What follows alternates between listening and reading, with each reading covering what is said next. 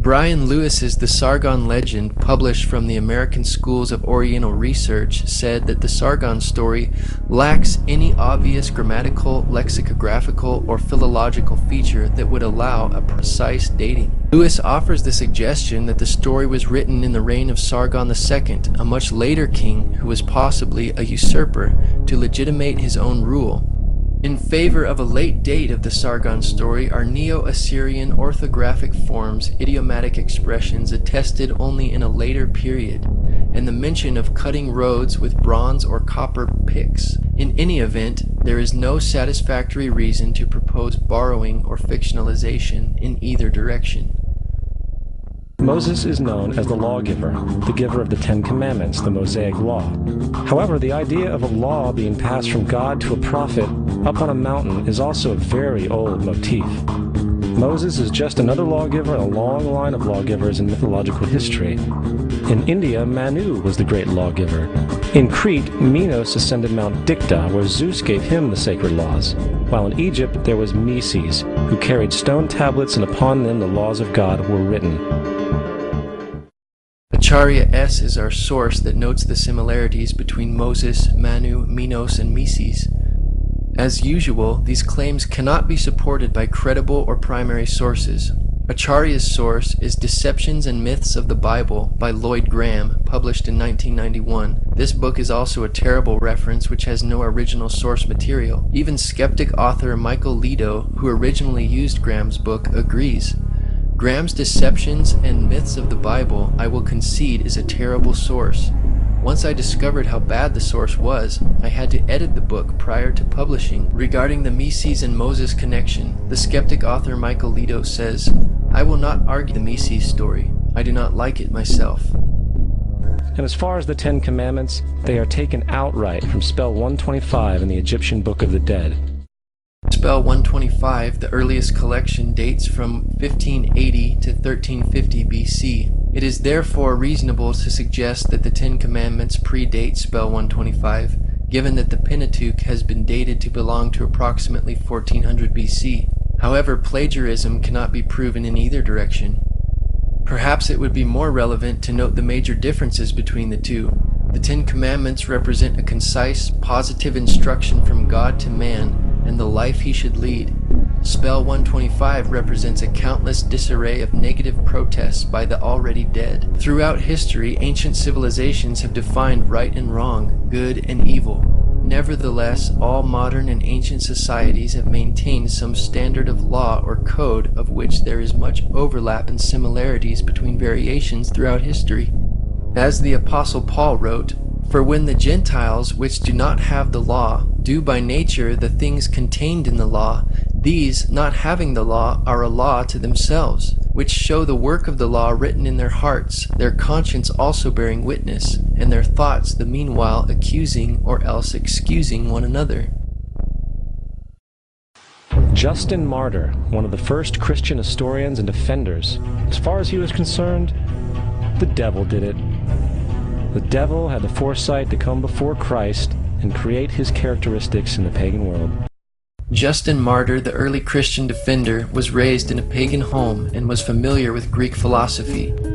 All these passages suggest that Justin Martyr is simply attempting to convince skeptical pagan audiences by parallels that would be familiar and communicable to them. He was also attempting to convince the Roman emperor that Christian teachings and claims were not that different from other religions that enjoyed Rome's protection, while Christians were being persecuted and killed for their beliefs. J. Gresham Machen, a New Testament professor at Princeton Theological Seminary, stated, when Justin Martyr refers to the birth of Perseus as a birth from or through a virgin, he is going beyond what the pagan sources contained. There seems to be no clear evidence that pagan sources used the word virgin as referring to mothers of heroes, mythical or historical, who are represented as being begotten by the gods. Zeitgeist claims that the devil had the foresight to come before Christ and create these characteristics in the pagan world is yet another obvious misinterpretation of the text.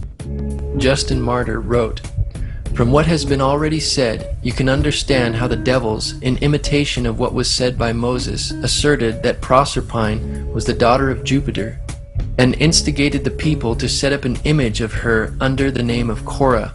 For as we wrote above, Moses said, "In the beginning God made the heaven and the earth, and the earth was without form and unfurnished, and the Spirit of God moved upon the face of the waters." In imitation, therefore, of what is here said of the Spirit of God moving on the waters, they said that Proserpine, or Coral, was the daughter of Jupiter, and in like manner also they craftily feigned that Minerva was the daughter of Jupiter, not by sexual union, but, knowing that God conceived and made the world by the Word, they say that Minerva is the first conception, which we consider to be very absurd, bringing forward the form of the conception in a female shape. Hence, Justin did not argue that demons or the devil copied Christian beliefs beforehand, as Zeitgeist claims. Rather, they copied the older Jewish beliefs and prophecies about Jesus found in the Old Testament.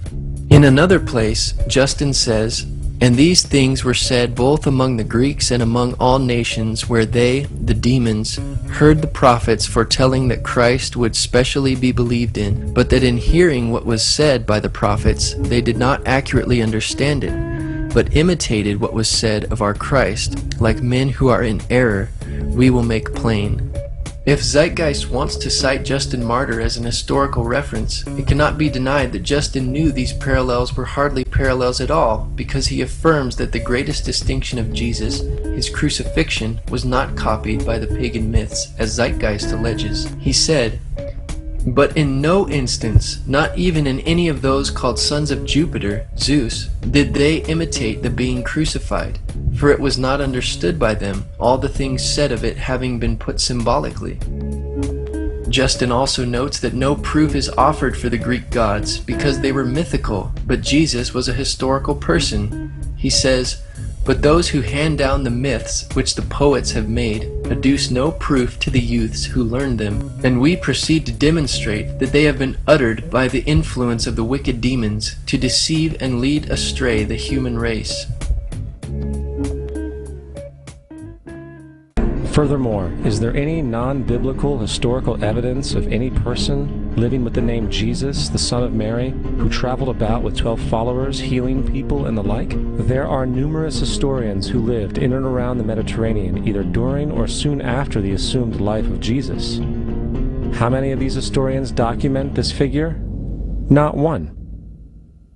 However, to be fair, that doesn't mean defenders of the historical Jesus haven't claimed the contrary. 4 historians are typically referenced to justify Jesus' existence. Pliny the Younger, Suetonius, and Tacitus are the first 3. Unlike these mythical deities, the documentation for a historical Jesus is actually more compelling than the documentation for other ancient figures like Confucius and Buddha. Peter Joseph makes several false statements here. First of all, none of these historians mentioned were defenders of the historical Jesus.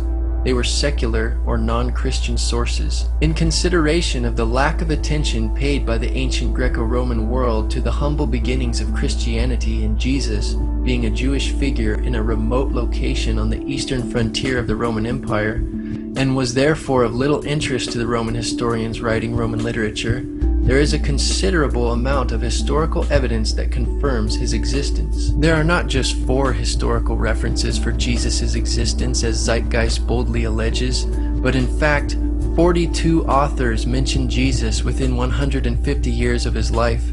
On the contrary, only 10 authors mention Tiberius Caesar, the Roman emperor, during Jesus' ministry within 150 years of his life.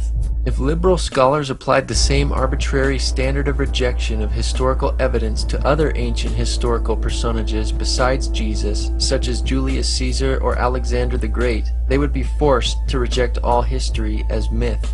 It is for this reason the brilliant historian F.F. Bruce wrote, "The historicity of Christ is as axiomatic for an unbiased historian as the historicity of Julius Caesar." Tacitus was governor of Asia in AD 112 and was known as the greatest historian of ancient Rome. In his Annals of Imperial Rome, Tacitus wrote about Emperor Nero's persecution of the Christians. He says, "To suppress therefore the common rumor, Nero procured others to be accused, and inflicted exquisite punishments upon those people who were in abhorrence for their crimes, and were commonly known as Christians. They had their denomination from Christus, Christ, who in the reign of Tiberius was put to death as a criminal by the procurator Pontius